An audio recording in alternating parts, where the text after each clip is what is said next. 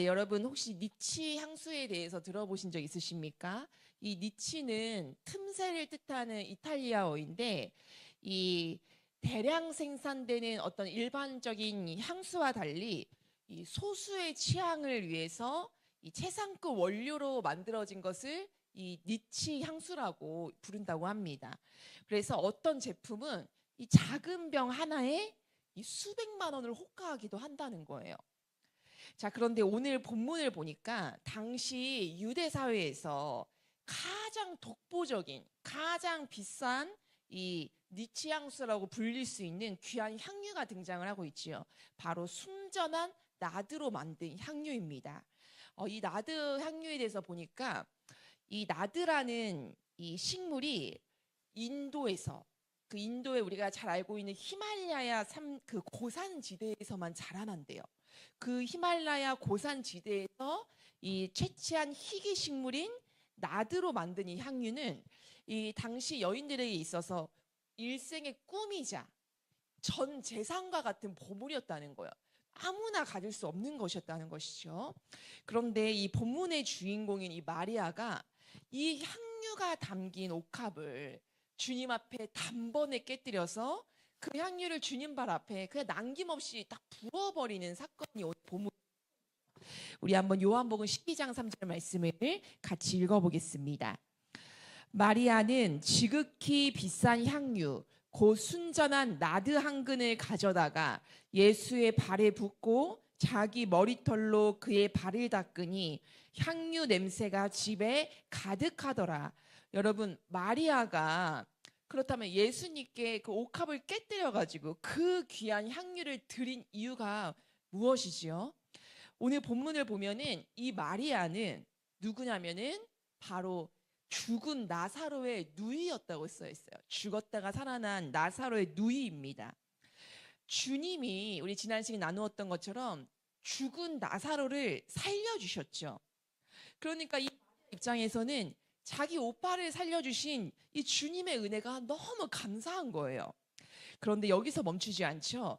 심지어 이 11장, 그러니까 이 나사로를 예수님께 살려주시는 그 장면을 보면은 마리아 남매에게는 어떤 믿음이 있었냐면은 이 11장 27절을 보니까 주는 그리스도시고 살아계신 하나님의 아들이라는 믿음을 가지고 있었어요. 그 믿음이 약한 믿음이든지 피상적인 믿음인지는 알 수 없지만 주님은 그리스도시고 살아계신 아들이심을 믿음으로 고백하는 사람들이었어요.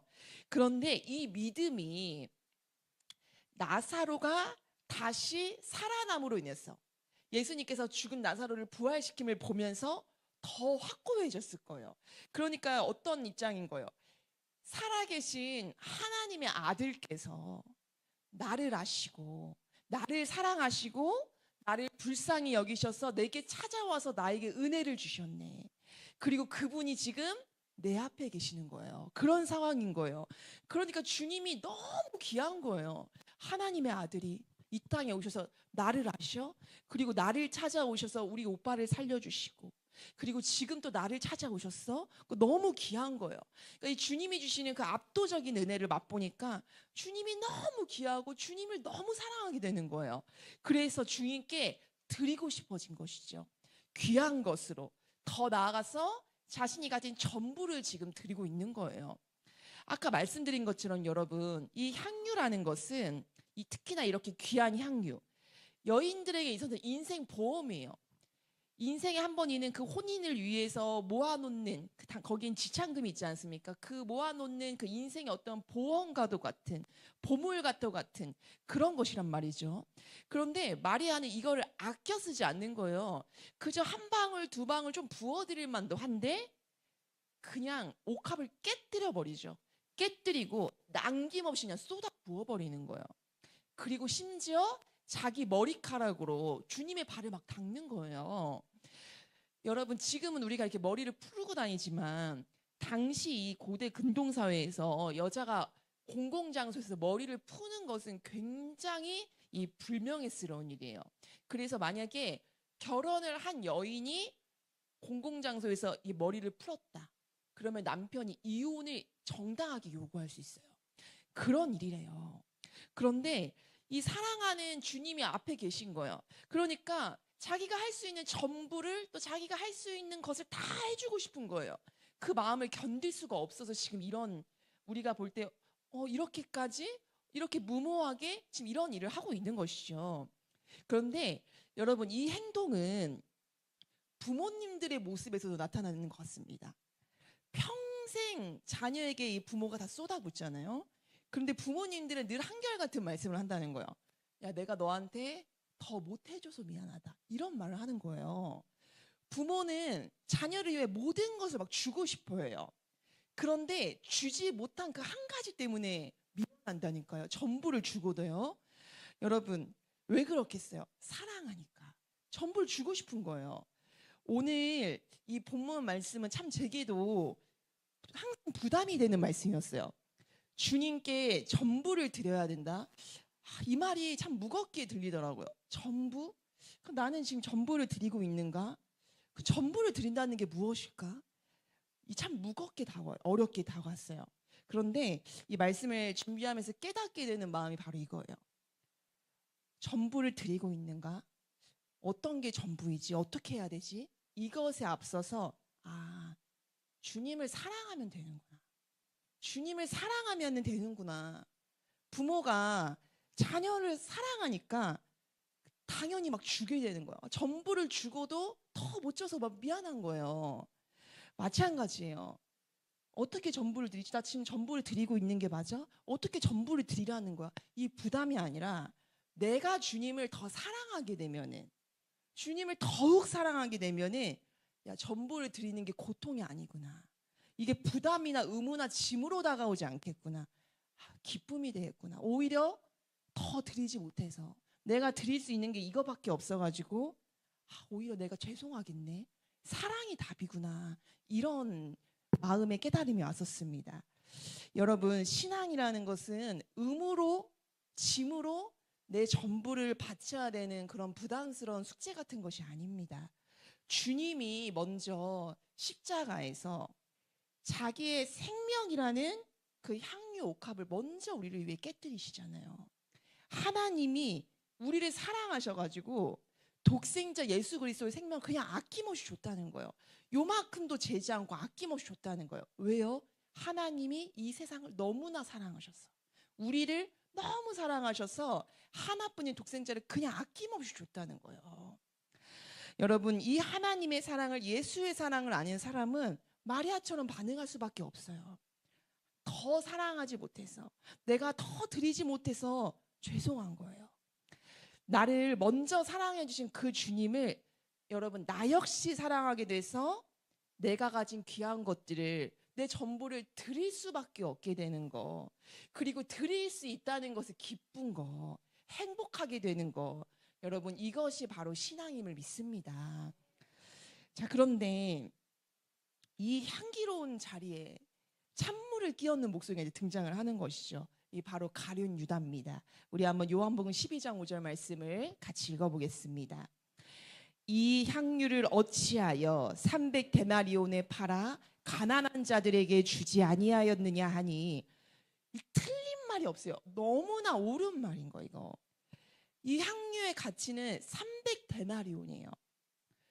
지금으로서 하면은 이게 1년 가 쓰지 않고 이 연봉이거든요. 이게 그러니까 대략적으로 5천만 원 정도의 가치라고 볼 수가 있다고 합니다.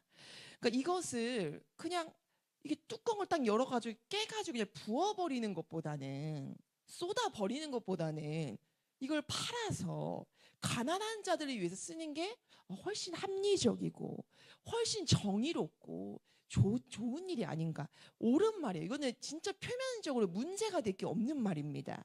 그런데 뭐가 문제냐? 바로 마음의 동기. 그 말을 하고 있는 사람의 마음이 문제였다는 거예요. 어떤 마음에서 이 말이 나왔냐? 유다가 어떤 마음에서 이 말을 했지요? 우리 한번 6절 말씀 같이 읽어보겠습니다. 이렇게 말함은 가난한 자들을 생각함이 아니요, 그는 도둑이라 동계를 막고 거기 넣는 것을 훔쳐가미로라. 진짜 유다가 가난한 자들을 생각해가지고 이 말을 했으면 괜찮다는 거예요. 그냥 야 어떻게 이 아름다운 상황에서 저런 말을 하냐. 그러니까 상황 파악을 못하는 그 말 정도는 되는 것이지. 진짜 유다가 가난한 자들을 생각하는 마음을 했으면 괜찮아요. 그런데 이 진짜 의도가 무엇이었냐? 이 마음의 동기가 무엇이었냐? 이 말을 한 의도가 무엇이었냐? 도둑이었다는 거예요. 도둑의 마음이었대요. 돈께에서 훔쳐가려고. 그러니까 이게 아깝다는 거예요. 이게 돈으로 바꿨다면은 내가 어떻게 좀 할 수 있는데. 이런 계산적인 마음이 있었다는 거예요. 유다에게는 주님을 향한 사랑도 나사로가 살아난 은혜의 감격도 없습니다. 가난한 자들에 대한 마음 당연히 없죠. 그러니까 자기 계산뿐인 거예요. 지금 이 사람의 마음은 도둑이에요. 그 도둑의 마음에서 야, 가난한 자들이 위해서 돈으로 바꿔서 줬으면 얼마나 좋아, 이 말이 나왔다는 거예요. 여러분, 말이 옳은 말보다 중요한 건 마음이래요. 목사님께서 한번 이런 말씀을 해주신 적이 있어요. 우리가 가족에게라든지 또 사회에서 만나는 사람이라든지 또 성도들 간이라든지 우리가 때때로 거북하고 듣기 불편한 말을 해야 될 때가 오잖아요. 그런데 그때 목사님이 해주신 말씀 중에 어떤 말씀이 있냐면은 야, 무슨 말을 하든 간에 그 말을 하는 사람이 어떤 마음을 가졌냐, 또 어떤 중심을 가지고 말을 하느냐, 이게 중요하다는 거예요. 그래서 정말 이 영혼을 사랑하는 마음으로, 내 자녀를 생각하는 마음으로, 정말 이 사람이 잘 되길 바라는 마음으로 해주는 말이라면은 그 말이 어떻게 보면 듣기가 조금 거북하고 불편하게 들릴지라도 이 사람이 안다는 거예요. 이 마음이 진짜이기 때문에. 그런데 여러분, 마찬가지로 반대도 마찬가지죠. 만약에 그 마음의 동기가 옳지 않아요. 마음의 은혜와 사랑이 빠져 있어요. 그러면은 듣기에 옳은 말이에요. 듣기에 그럴듯해요. 근데 이건 그냥 차가운 소음이 된다는 것이죠. 여러분, 마음이 중요합니다. 예수님은 유다의 마음을 꿰뚫어 보시죠. 그래서 이 마리아를 감싸 주시면서 단호하게 말씀하죠. 우리 한번 7절 말씀을 같이 읽어보겠습니다. 그를 내버려 두어 나의 장래할 날을 위하여 그것을 간직하게 하라. 주님은 이 마리아의 행동이 낭비가 아님을 아시는 거예요. 보여주기 위함이 아니라는 거 아시는 거예요. 감정적으로 과잉돼서 하는 행동이 아니라는 거 아시는 거예요. 마리아는 사랑으로 주님 앞에 드린 걸 예수님이 알고 계시는 거예요. 마리아는요, 주님이 너무 좋아서 그 은혜가 너무 감격해서 자기가 드릴 수 있는 걸 드렸죠. 그런데 주님이 어떤 말을 하시냐면은 나의 장래할 날을 위하여 그것을 간직하게 하라. 그러니까 무엇이죠? 주님의 장래를 준비하는 도구로 이 마리아의 드림을 쓰신다는 거예요. 여러분, 놀라운 신비예요, 이거는. 마리아는 주님께서 십자가에서 죽게 된다는 걸 몰라요. 모르죠. 제자들도 믿지 않았으니까. 그런데 자기가 주님을 사랑하는 마음으로 이렇게 드린 거예요. 자기가 주님을 사랑하는 마음으로 드렸어요. 그런데 그 일이 어떤 일이 되냐면은 이제 곧 예수님께서 십자가에 죽으시는데 그 사람이 당시 유대에서 죽으면은 가장 내가 만약에 사랑하고 내가 존경하는 사람이 죽었어요. 그러면 최고의 예우의 표현은 그 사람의 시신에 가서 향유를 발라주는 장례의 절차가 있어요. 그러니까 지금 마리아의 이 행동이 주님의 장례를 미리 준비하는 게 되었다는 거예요. 마리아는 그냥 사랑해서 드렸는데 주님은 이것을 주님의 귀한 일에 써버리시는 거죠. 여러분, 놀라운 일이에요. 우리가 주님을 사랑하는 마음으로 드리는 그 작은 시간들, 어찌 보면은 이름 없이 섬기는 그런 봉사들, 마음을 담아서 드린 예물들, 나는 주님을 사랑해서 드린 건데 주님은 그것을 주님의 일에 사용하신다는 거예요. 우리가 생각지도 못한 방법으로. 여러분, 내가 주님을 사랑하는 진심을 담아서 드린 그 모든 것들은 반드시 주님의 일에 귀하게 쓰임 받습니다. 주님을 더욱 사랑함으로써 야, 내가 주님을 너무 사랑해서 주님이 너무 귀한 분이셔서 내가 받은 게 너무 커서 야, 지금 이거 드리는 게 아깝지 않다. 오히려 내가 더하지 못함에 죄송스럽다. 여러분, 이 고백이 저와 여러분의 고백이 됐으면 좋겠습니다. 그래서 우리의 향유가 가장 귀한 전부를 주님 앞에 드릴 수 있도록 그렇게 주님을 더욱 사랑하는 저와 여러분이 되기를 주님의 이름으로 축복하고 소망합니다.